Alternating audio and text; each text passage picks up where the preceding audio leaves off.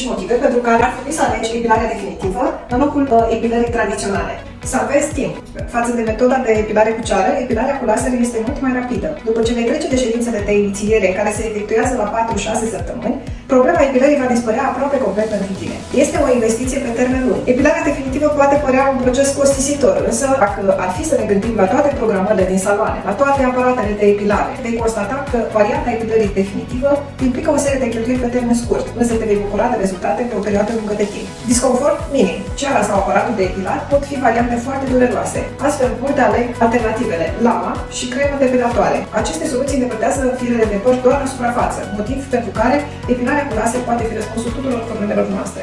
Efectele adverse. Metodele obișnuite de epilare nu elimină în totalitate posibilitatea apariției foliculitei. În schimb, efectele secundare care ar putea apărea în procesul epilării definitive sunt minore. Te-ai putea confrunta cu roșeață și iritații locale, însă acestea dispar la scurt timp după finalizarea tratamentului.